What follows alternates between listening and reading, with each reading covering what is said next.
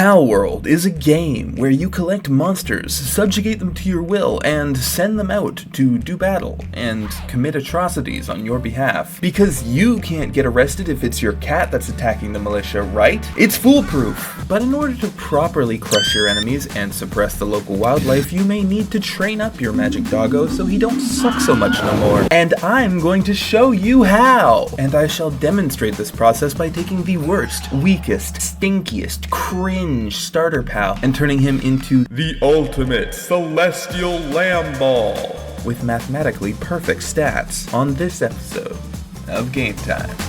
This journey, like so many things, starts off with some good old-fashioned eugenics. Just your standard culling of the weak, forced reproduction of the strong, you know, basic evil tyrant shit, no biggie. Each pal has a set of up to 4 traits that provide different buffs and debuffs to attack, defense, work speed, movement speed, and resistances. Insanity, but we don't care about sanity.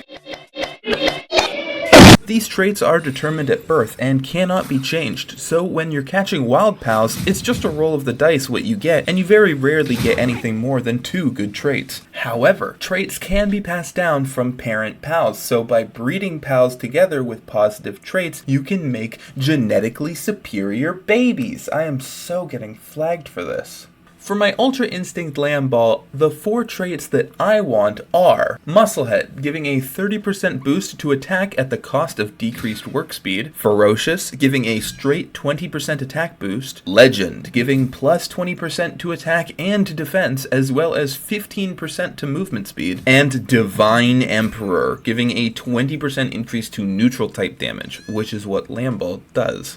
Now, unfortunately, some traits are pal-specific, meaning that no matter how many Lamballs I catch, I'm never going to catch one with the Legend trait, because that trait is only bestowed upon the 4 legendary pals in the game. Jetragon, Palladius, Necromus, and Frostallion, and only Palladius will have the trait Divine Emperor. So I'm screwed, right? No way to make it happen?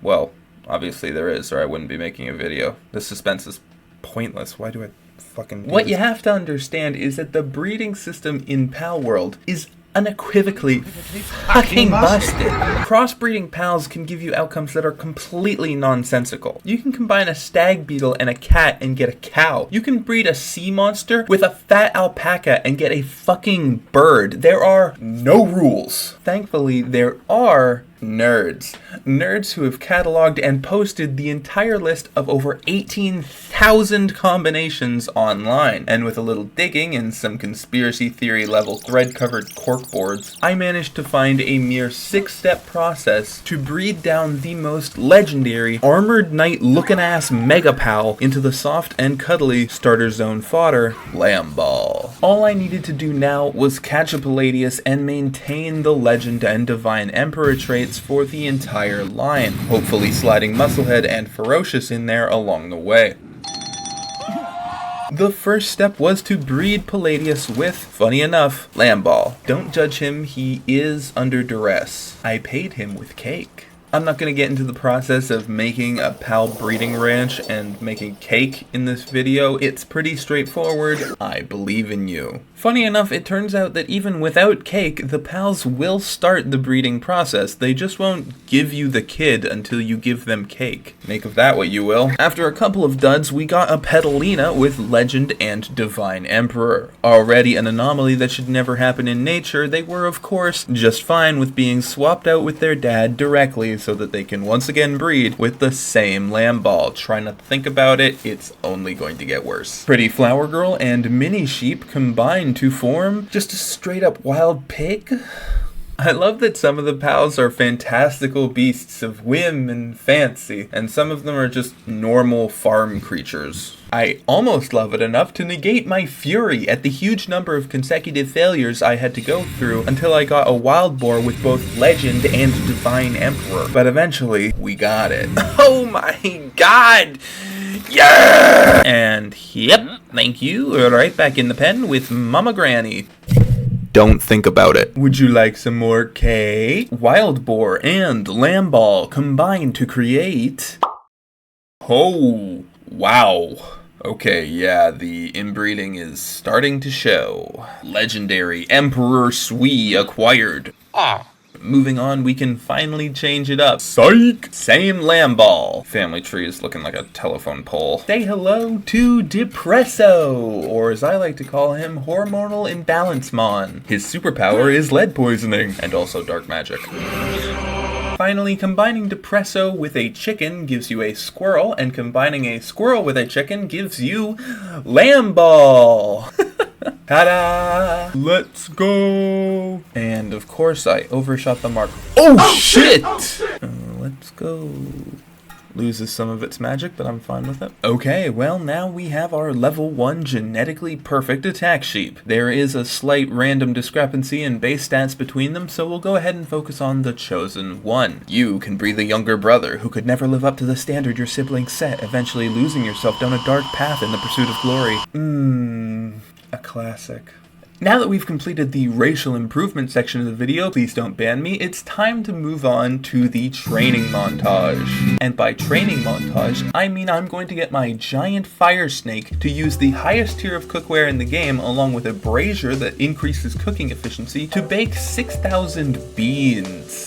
Nope, you're not having a stroke, you really heard me say that. Cooking in this game provides a small amount of experience, even if you're not the one doing the cooking, and that XP flows over to the pals in your party. Jormuntide Ignis, which I would like to point out lives underwater, has the highest tier cooking skill in the game, significantly outdoing both creatures that are made of fire and actual human beings. This being the case, he doesn't so much bake the beans as he briefly ionizes them into plasma, and that is how you achieve a 6-digit EXP increase from the comfort of your home. Alright, while Guy Fieri over there is dealing with the level ups, we can move on to the next step in the process, the blood sacrifices. Now, what you have to Oh, I'm sorry.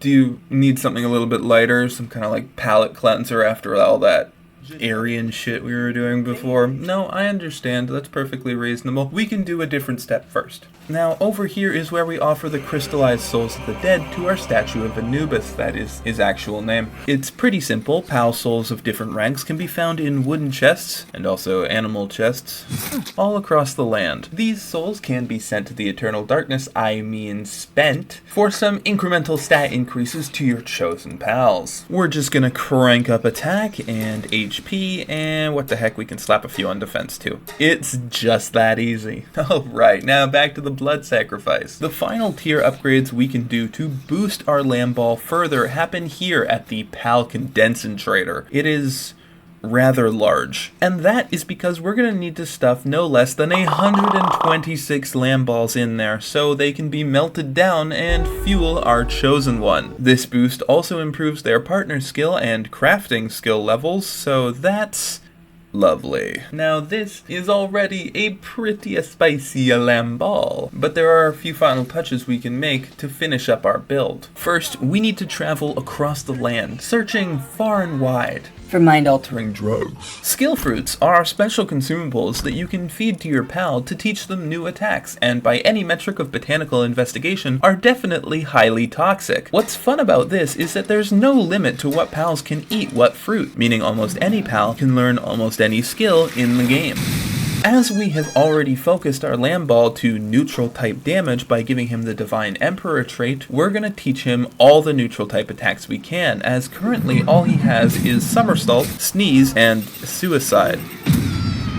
Yes, while Implode is technically the highest damage attack in the game, there's actually a slight DPS loss when you kill yourself. It was at this moment that I realized I fucked up. There are a mere 15 skill fruit trees spread across the map of Palworld, and they refresh about once every in-game week, which, even with the game time cranked up to the max, is still very long. If I had more mental power than the standard guppy, I would have used the time I spent staring at eggs to instead go collect skill fruits, but nope. Hold please. You're too slow!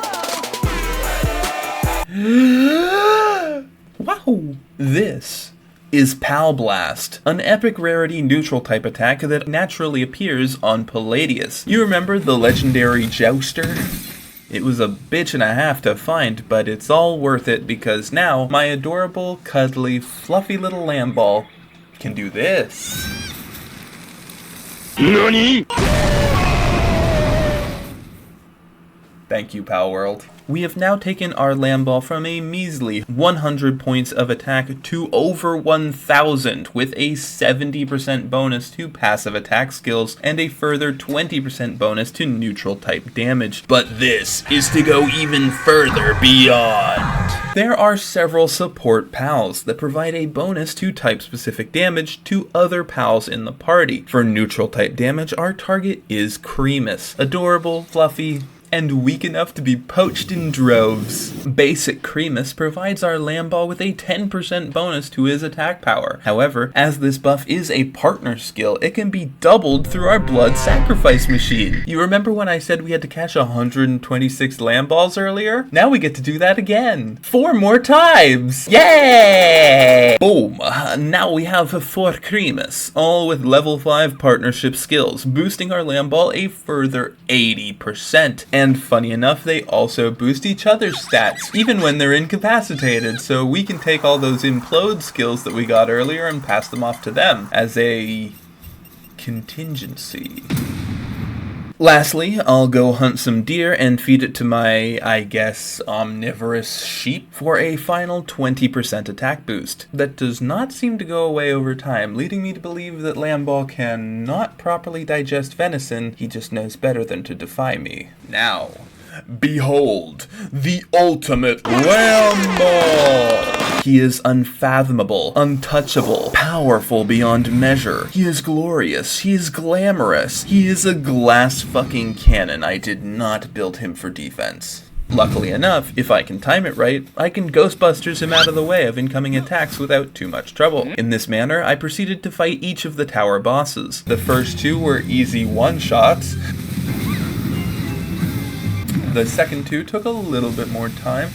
And finally, Shadowbeak, with over 200,000 HP, was able to take out my Lamball along with his entire backup line of bomb dogs, but only barely. And with a few choice caps in his ass, I finished him off. So there you have it. You now know how to beat Pal World with even the weeniest of farm animals. This took me quite a while to grind out, and it will take significantly longer with literally any other pal in the game, but hey, you can do it. I believe in you. That's all for now. Let me know in the comments if I should keep making Pal World videos or if I should just go back to sleep for another year. Okay, bye!